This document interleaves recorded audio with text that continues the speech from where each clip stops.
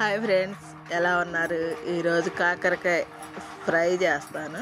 చూడండి ఎలా చేస్తాను. వాటికి కావాల్సిన పదార్థాలు: సాయిపప్పు, కొద్ది ధనియాలు, 2 స్పూన్లు ధనియాలు, 2 స్పూన్లు జీలకర్ర, నువ్వులు ఉంటే 2 స్పూన్లు అవి కూడా వేసుకోండి. ఎండుమిరగాయలు ఒక 5, 6, 7 తీసుకోండి. ఒక ఎల్లుల్లిపాయ గర్భం తీసుకోండి. ఇవన్నీ మనం వేపుకోవాలి. మనమేమో పక్కన కాకరకాయలు ఉడకబెట్టుకుందాం ముందు. అవి వీటికి చేదు పోవాలంటే మనం కొద్దిగా నీళ్ళు పెట్టి స్టవ్ మీద కొద్దిగా చింతపండు, పసుపు వేసేసి అవి బాగా ఉడకాలి. కాసేపు ఉడికితే ఆ చేదంతా పోయింది. ఆ చేదు పోతేనే మన కాకరకాయ కూర మనం తినగలుగుతాం. ఇప్పుడు కొద్దిగా గిన్నె నూనె పోసుకొని మనకు కావాల్సిన పదార్థాలు అవన్నీ వేసుకొని నూనెలో వేపుకోవాలి. ఆవాలు, సాయిపప్పు, పచ్చిశనగపప్పు, ఆవాలు కాదు, సాయిపప్పు, పచ్చిశనగపప్పు, వేరుశనగగుళ్ళు ఉంటే పచ్చెనపప్పు, కొద్దిగా జీలకర్ర, సాయిపప్పు, ధనియాలు, ఒక 5, 6, 7 ఎండుమిరగాయలు తీసుకోండి. మీ కారాన్ని బట్టి ఎక్కువ తీసుకోండి, లేదు తగ్గించుకుంటారంటే కొద్దిగా తగ్గించుకోండి. పచ్చెనపప్పు ఇవన్నీ వేసి, జీలకర్ర, నువ్వులు అన్నీ వేసి మనం వేపుకుంటాం కాసేపు. ఇవి కొద్దిగా దోరగా వేగిన తర్వాత ఎండుమిరపకాయలు కూడా వేసేసుకోండి.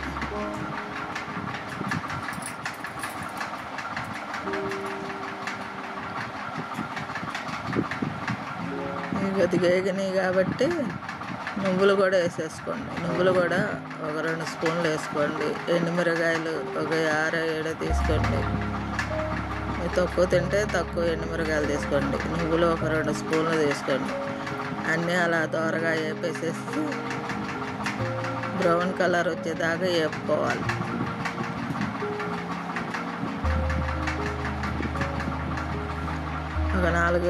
ఒక ఎల్లుల్లిపాయ గర్భం తీసుకొని చీల్చి ఆ గర్భాలు కూడా నూనెలో వేపుకొని కొద్దిగా చింతపండు కూడా వేసుకోవాలి. నిమ్మకాయ సైజు చింతపండు కూడా వేసుకుంటే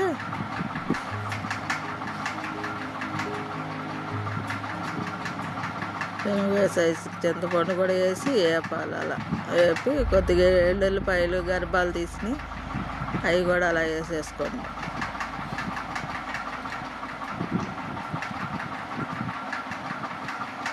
అలా వేపుకొని ఒక 5 నిమిషాలు అవి బాగా వేగిన తర్వాత అవి కొద్దిగా చల్లారిన తర్వాత మిక్సీ పట్టుకుందాం మనం. ఇదంతా పొడి అయ్యిద్ది. ఈ పొడిని ఇవన్నీ కలిపితే పొడి అయిపోతాయి. ఇవి బాగా చల్లారాలి. వేగిపోయినాయి. ఇప్పుడు అట్లా ఆపేసేసేసి జీలకర్ర కొద్దిగా ఎక్కువ వేసాను, మీరు కూడా వేసుకుంటే వేసుకోండి. ఇది ఇంగువ ఉంటే ఇంగువ కూడా వేసుకోండి. 1 స్పూన్, 1/2 స్పూను వేసుకొని అవి మళ్ళీ కొద్దిగా వేగేదాకా ఉంచుకొని ఒక 5 నిమిషాలకి స్టవ్ ఆపేసుకుందాం. ఎందుకంటే ఇవి చల్లారాలి. మిక్సీ పట్టుకుందాం చల్లారితే. ఈ కాకరకాయలు మధ్య మధ్యలో చూసుకుంటూ ఉండాలి ఉడుకుతున్నాయో లేదో అని. కాకరకాయలు కొద్దిగా ఉడకాలి. ఉడికితే చేదంతా పోతుంది. ఇప్పుడు కొద్దిగా చల్లారిన తర్వాత మనం మిక్సీ పెట్టుకొని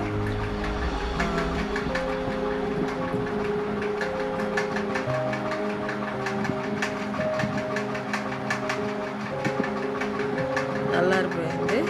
ఇప్పుడు అది మిక్సీ పట్టుకుందాం.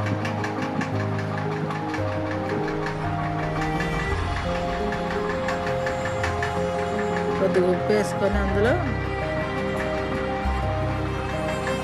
మిక్సీ పట్టుకోవాలి. చూసారా ఫ్రెండ్స్, అలా మిక్సీ జార్లో వేసుకుంటే పొడి అయిపోతాయి. ఇప్పుడు దాన్ని తీసి పక్కన పెట్టుకొని మనం ఈ కాకరకాయలు ఉడికినయలేదు చూసారా, అలా రావాలి. కాకరకాయలు ఉడికినయలేదు చూసుకొని అయ్యో సారీ, ఆ వీడియో మిస్ అయింది అనుకుంటా. కాకరకాయలు ఉడకబెట్టి తీసేసి చూపిస్తున్నాను. ఇప్పుడు అవి ఉడకబెట్టి ఆ కాకరకాయ నీళ్ళు వంచేసేసి పక్కన పెట్టుకున్నాను. ఇప్పుడు ఆ కాకరకాయలు చీల్చి పెట్టుకున్నాం కదా, అందులో ఈ పొడి పెట్టేసి గట్టిగా వత్తండి. ఆ కాకరకాయ మనం చీల్చుకోవాలి, కొద్దిగా చీల్చుకొని ఆ పొడి పెట్టేసేసుకోవాలి. అందులో గట్టిగా ఒత్తుకుంటే అవి మనం నూనెలో వేసినప్పుడు చేయలవు, చీలిపోయి బయటికి రాకోకుండా కాయ అలా ఉంటుంది.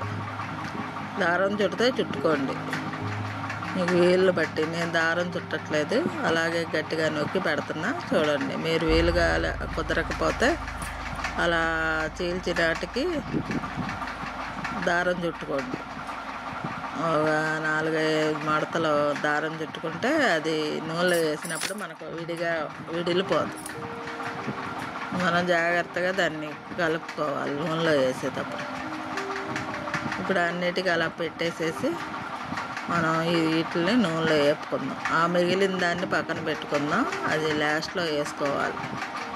ఇవన్నీ అన్నిటికీ పట్టించేసి స్టవ్ మీద నూనె పెట్టుకుందాం.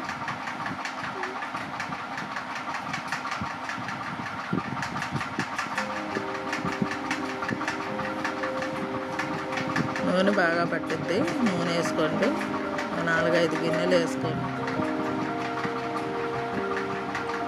కాకరకాయ వేపుడు కదా, నూనె ఎక్కువ ఉండాలి. ఇప్పుడు అలా నూనె బాగా కాగిన తర్వాత ఈ కాయ పెట్టేసుకోవటమే మనం.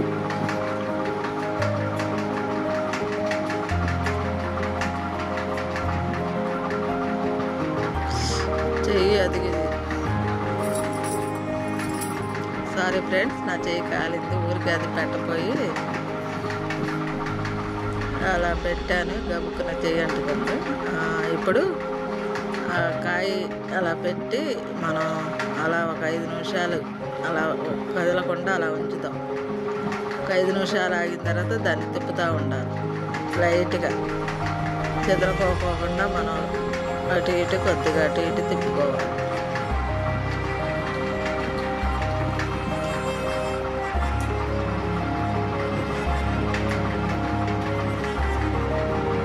అవి బాగా ఫ్రై అవ్వాలి. అలా మనం కొద్దిగా అటు ఫ్రై అయ్యేదాకా మనం చూస్తూ ఉండాలి, అట్ట తిప్పుతూ ఉండాలి. అడుగంటకోకుండా ఒక 5 నిమిషాలు మూత పెడతాం. ఇప్పుడు తీసేసి ఈ కొద్దిగా అవి మనం అటు ఇటు తిప్పుకుంటూ ఉండాలి, లేదంటే అడుగంటుతి మాడిపోతాం. మూత తీసేసి కొద్దిగా అటు ఇటు కదిలిస్తూ ఉండాలి ఆ కాయని, ఎందుకంటే అందులో ఉన్న మసాలా కూడా ఏగుతూ ఉంటుంది. కాయ తిప్పితే కాయ ఏగిద్ది, మనం లోపల ఉన్న మసాలా పెట్టాం కదా, అది కూడా ఆ నూనెలో బాగా ఏగిపోద్ది. చూసారా ఫ్రెండ్స్, ఇలా చేసుకోండి మీరు కూడా. ఈ చెక్క వంటలో చాలా రకరకాలుగా చూపిస్తుంది. ఈ కాకరకాయ ఇదొక రకం వండుతున్నాను. మీరు చూసి నేను ఎలా చేస్తున్నానో మీరు కూడా చూసి నేర్చుకొని ఈ చెక్క వంటలు ఎలా ఉన్నాయో కామెంట్ రూపంలో తెలియజేయండి. ఇంతే ఫ్రెండ్స్, మనం ఇది బాగా ఫ్రై అయ్యేదాకా మనం అట్లా తిప్పుతూ ఉండాలి. ఎర్రగా వచ్చిన తర్వాత మిగిలిన పొడి కూడా వేసేసుకోవటమే.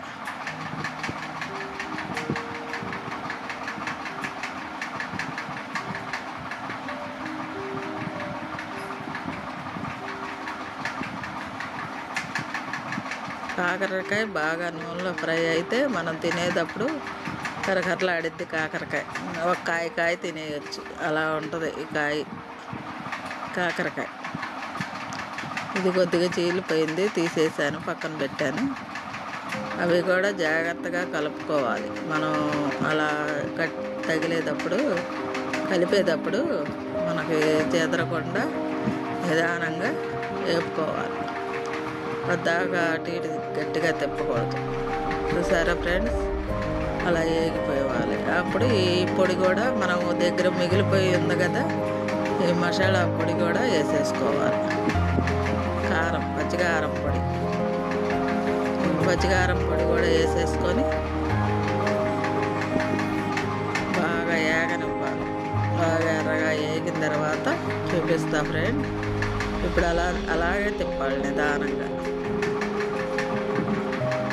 అవన్నీ మసాలాలు, ఆ పచ్చికారం అంతా మనకు ముక్కలకు పెట్టింది మొత్తం రోస్ట్ అయిపోద్ది. మనకు చేదు అనేది అనిపించదు. ఈ కాకరకాయ ఫ్రై మీరు కూడా చేసుకోండి. చూసారా ఫ్రెండ్స్, ఇంతే ఫ్రెండ్స్. ఇలా తేలిగ్గా చేసుకునే ఈ వంట చూపిస్తున్నా మీకు. మీరు కూడా చూసి నేర్చుకోండి. అయిపోయింది. ఒక గిన్నెలో పెట్టి చూపిస్తాను మీకు.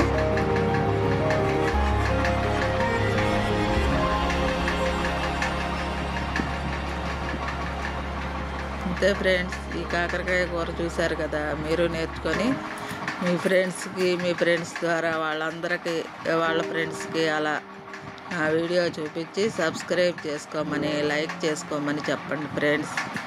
Okay friends, bye.